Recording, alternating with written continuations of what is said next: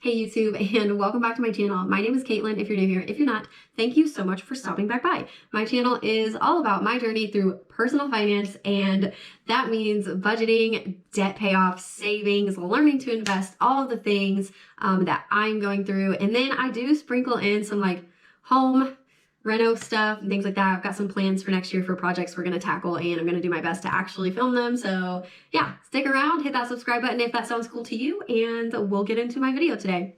I want to go over my personal and miscellaneous spending in 2021. I did a breakdown of it so that I could kind of get an idea of what categories was I spending the most in, how does it break down, and then is there anywhere that I need to be more mindful, or maybe even just actually budget for that specific thing in the near future, so in 2022. So I will show you the sheet that I created to go through this, and we will just chat about it. All right, so you can see here on my spreadsheet, each little colored section is a different set of things, so they fall into a specific category. And then I just totaled them out. So really, you don't even need to care about all this. I'll go through it. So we'll just move over to the category section with the totals, and we'll look at that. So in the first category and the biggest category, we have clothes. I spent $730 on clothes in 2021. And let me just say, this was a worthwhile exercise because I am realizing that even though I spent that much money on clothes, I don't feel like I have a lot of pieces that I absolutely adore that I bought in 2021. There was a lot of things that I bought and have already gotten rid of. Didn't even keep it for a year. Like, that's how you know you weren't being very mindful when you were purchasing clothes. And so that is my goal in 2022. My biggest thing from this whole thing is to be more mindful. I want to be more honest with myself about what will look good on me, what will make me feel good while wearing it, and what size to buy. I need to be more honest with myself about what size, and just do better research on the sizing of different products. I have a hard time like figuring out what size to get sometimes, and I'll just guess, and that's just not good. I need to really check the size chart, measure myself right around the time that I'm actually buying it, not months before, and really be mindful about what I'm buying. So we will be focusing on quality over quantity next year, which could see a decrease in money spent, or at least an increase in happiness from what I got. So we'll see how that goes in 2022. The next section was home. I spent $441. Most of that came from sinking funds. It was for like pest control and stuff like that, where it didn't like fit somewhere else in the budget. So I had to go into miscellaneous, and I pulled from sinking funds to cover it typically. Clay is referring to my new hobby to make clay earrings, and that was like a pretty significant amount of money for actually just a couple of months. I started this in August, but some of it is stuff that I'm not gonna have to buy again. So I bought a pasta roller for like 80 bucks, and I won't have to buy that again. So things like that went into the clay section. And then I did do a ton of Christmas presents for clay. So I had to buy like, I think, shipping materials and stuff like that, and more posts than I really need on an average like hobby basis. I bought a ton of posts and stuff like that so that I could make them and give them out as gifts. So that was it for clay, and I do expect that to be lower next year, unless I pick up a new hobby, so we'll see.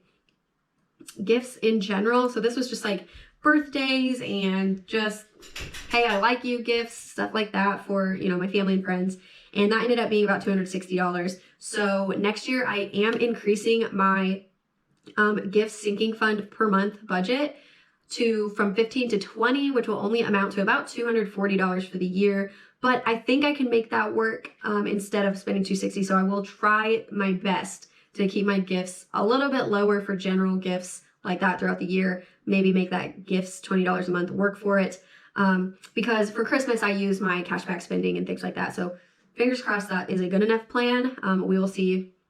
And then next up, I had a Bachelorette Trip. That all came from a sinking fund that I had saved up for it. But I still like put it into the budget. So it's listed in here. I will be spending way more than that in 2022. I have a huge Bachelorette trip with my other best friend, and this girl's trip ended up being just so affordable because we had a lot more people going and it wasn't as far away.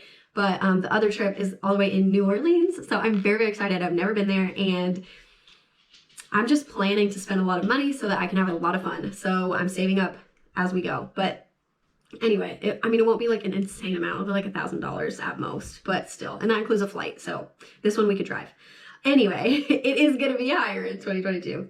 Food and health. This section was like home health products, so like ibuprofen, some Dayquil, NyQuil, things like that from when we were sick, and CVS is just not a cheap place to shop.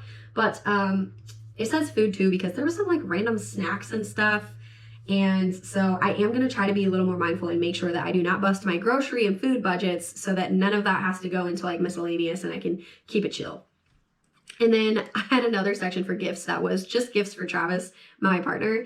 And I'm really, really bad about like overspending super hard on him anytime I feel like it. So, I mean, I don't think that's a bad thing, because like I don't know, I like to express love in gift giving and spending time and all that stuff. So I don't regret it. A lot of it was birthday gifts, but I am going to be like more mindful and make sure I'm getting things that he really wants, can use, are great gifts, and not just willy-nilly like getting stuff all the time that doesn't even get used. So it's probably going to be the same amount of money. I'm just going to try to be more mindful about that spending.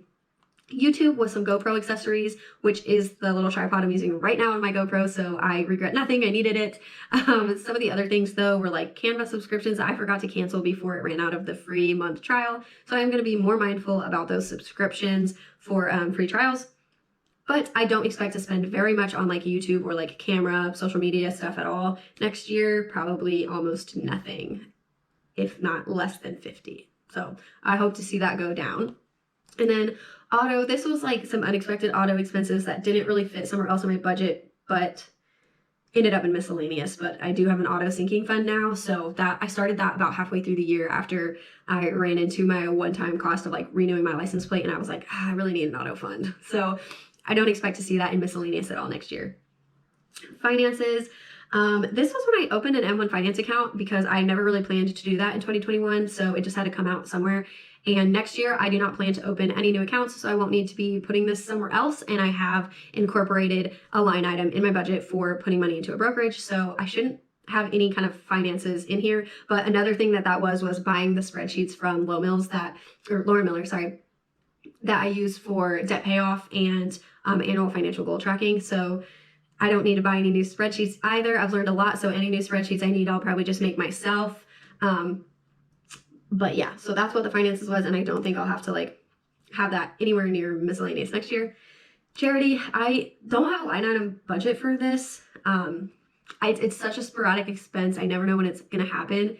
And I will probably make a donation to Riley in November again, just in honor of my brother. So I don't know, like, I will try to incorporate it in the budget. I'll try to plan ahead for it a little bit. But other than that, other donations that I would typically do are usually like pretty small. So either giving to a GoFundMe of somebody on my Facebook, or donating like into a donation jar somewhere, like out and about. And so a lot of times that's cash or change, and it will be incorporated, but I don't really know. I'm not going to like make a special line item for it every month. I'm not going to be donating every month. I just can guarantee that. Like I guess I wish I was a better person. I don't know. Like, I try to be a good person and I donate when I can, but for now, it's not one of my top financial priorities. So that's how I feel about that. Don't hate me, guys. I'm not a bad person. I'm trying. Anyway, accessories. This was like some press-on nails, and gosh, I don't even know what else accessories was. Where's that at? I think I bought like a hydro jug or something, and that's why it's so expensive. P.S. hydro jug. Like, get that hydration. It's 73 ounces of water. It's very important. So definitely plug for hydro jug, I guess. And I don't think I'll be spending as much on accessories next year. And if I do, it'll be accounted for by the personal budget, and I won't be busting my budget for it. Races. This is like 5Ks and 10Ks. And I think I'll know enough in advance when I'm going to be needing to pay for these things that I can put them like line item into my monthly budget, and try to account for them a little bit better. But again, it's still probably going to fall somewhere in like miscellaneous or personal kind of. So it's going to be there, and it's probably going to be more than it was last year, because I'd like to do a few more races than I did. And then miscellaneous. This was like actual miscellaneous. I had some Amazon fund for $1.70, and I cannot tell you what it was for. I don't know. And then I bought like a phone theme, and then I did spend $50 on a photo shoot with Chaos Photo. So I don't think I'll have things like that come up again. There will be miscellaneous, I'm sure, like extra, like miscellaneous in the miscellaneous, but like I just don't know. I don't think I'll have like a big photo shoot or anything like that. We'll probably just make our phones work for the year.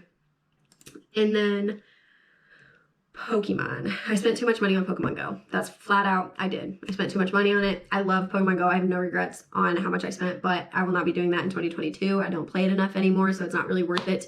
Even if I wanted to play an event, I just don't play outside of events enough to make it worth it to play the events. Like, it just doesn't matter that much. So I will not be spending on Pokemon Go hardly at all, hopefully. We'll see. It's something I do with my mom, so I love spending time with my mom. So it's like hard for me to say I'm never gonna do it, but like I might. Probably not. We'll play for free. Dates. This is probably going to go into a different line item in my budget next year for just the eating out together budget. I put $50 a month in there, and I think that can be kind of more like eating out or dates, and I think that'll work for me. And then other games, this was just a total mistake. I accidentally bought an Xbox game and a couple other things that I'm like, okay, I don't know what these are, but I don't need them. So that will hopefully not be a thing either, because I don't really play Xbox, and I already have the one game I'm probably ever going to buy on Xbox. So we're good. And then professional goals, that was my APHR certification exam study guide, and your girl passed. So I will not have to buy that again, but I will probably buy at least one course or some other study materials or something. So I could probably see that coming out again next year. So with that, we have my little donut here, and I'm sorry, I'm gonna have to zoom out a little just to show it to you guys. But yeah, so we have my personal spending ended up being this beautiful magenta donut that you can see, and the clothes section again is the biggest. But other than that, like, something I'm proud of with this is that when I went through this, while there are a lot of expenses and I did spend a lot of money in these categories, I realized a lot of it did come out of sinking funds. So I did plan ahead for a lot of these expenses, and I was proud of myself for those things. And I also feel like I got a lot out of this breakdown by recognizing and like really reflecting on my clothing purchases, knowing that I need to do a little bit more mindful spending next year, and also seeing kind of just where I can improve how I budget monthly and maybe incorporate some of these recurring expenses a little bit better. Like I said, races and what else was there? Dates and stuff like that are hopefully going to be accounted for in other line items, and so my personal and miscellaneous budgets won't be busted all the time. They're like almost every month they show red. So, and I reconcile them in other ways because they come in under budget elsewhere, but I'm going to try my best to be very, very mindful of my personal spending and try to incorporate most of the recurring expenses somewhere else in the budget to be better. So with that, thank you guys so much for watching, and I hope you guys are excited about the new year. It is probably going to be January by the time I post this. So yeah, happy new year, and have a great morning, noon, or night, whatever it is for you guys. Thanks for watching.